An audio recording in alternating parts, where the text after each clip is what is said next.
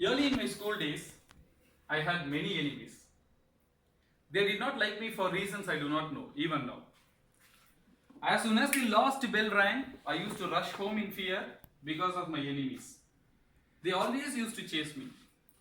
One day I decided to defend against my enemies. So, along with my school bag and lunch bag, I started carrying weapons in my trousers. My little knowledge on basic instinct suggested me to carry stones, as stones are the best weapon to use against street dogs and they were my enemies. Well, that was in my childhood. I am Toastmaster Arun. Today I am going to talk about the greatest weapon. If I ask you all this question, which is the greatest weapon in the world, most probably I will get different answers from different persons. In fact, I already tried this question with some of my friends and I got different answers without any surprise. One said nuclear weapon, one said atomic bomb, and one said nunchuck, and even one said it's shaving blade. The ultimate reply I got was from my wife. I asked, honey, which is the greatest weapon? She stopped brooming and said, it's broomstick. What do you say? I agreed. Because I don't want to spend another 200 rupees to buy a new broomstick, so I agreed. In general, one chooses the weapon depending on the situation, depending on the intensity of the enmity and the number of enemies. Fighting a single foe would not require a nuclear bomb or an atomic bomb. Just a bow stick would suffice, or even at times our bare hands. I believe weapons are not always physical. There are also imaginary weapons, emotional weapons. Let me give some examples. Consider two kids, A and B, studying first standard, and there comes a quarrel between them, and then finally A beats B. In response, now B uses a defensive weapon against A, saying that, do you know whom you bet now? My dad is a police officer, so I'll tell to him. Now A gets scared. In A's imagination, now B's father is looking like Gabbar Singh. But in reality, B's father may be just a comedian like Brahmananda in that department. He has created an imagination in A's mind by using a defensive weapon. Similarly, we have emotional weapon. I believe emotional weapon is a special case of imaginary weapon. But unlike physical weapon and imaginary weapon, emotional weapons are generally used against someone who is emotionally close to you. You cannot use it against your enemies. For example, consider a woman who is completely dependent on her husband for a living. And now the husband comes and says, if you open your mouth one more time, I will leave all the 12 children with you and I will go to Kasi. Now, she is emotionally attacked. There is no harm. He didn't beat her physically. Still, she is emotionally affected. So this is emotional weapon. Though there are so many weapons like this, do you think that these are the best weapons available in the world?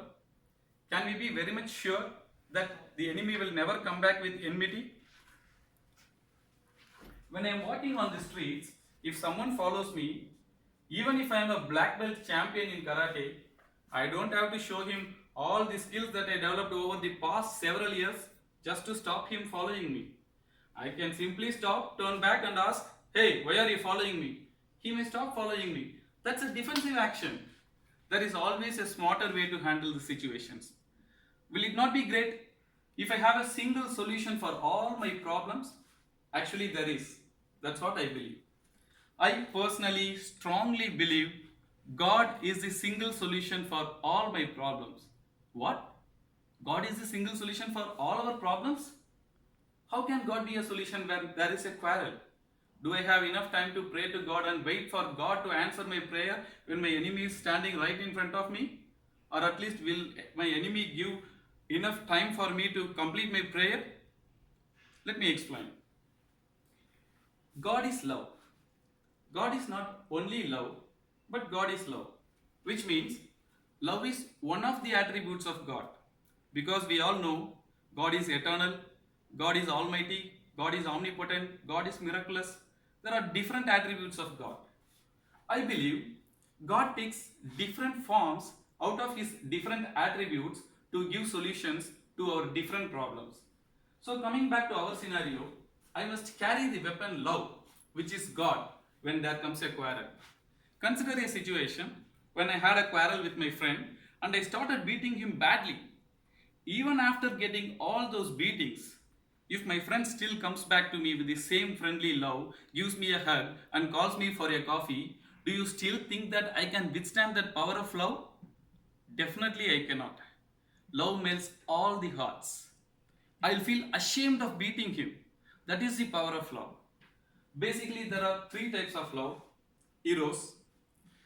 This is the love which is most commonly seen among youngsters. The passionate love. The love that is shared between boyfriends and girlfriends. In my opinion, in almost all the cases, this type of love does no good to the family and society. So I am not talking about that type of love. I term it as the most selfish type of love among three. Next, philos. This is the most common type of love which is available everywhere, in every house. This is the love shared between your kith and kin. The love that is shared between parents and children, the brothers and sisters, your friends. Even in this type of love, whenever some decisions are taken, you can see a slight shade of selfish attitude. My father, my daughter, my friend. I'm not talking about this type of love either. There is another type of love which is again, this is the love I am talking about. The total love, 100% love, sacrificing love, the love for your stranger, the love for your enemy, the love that never fights back, the love that made India an independent nation, the love that Jesus Christ showed on the cross. Martin Luther King stated, I choose to stick with love, hate is too great a burden to bear.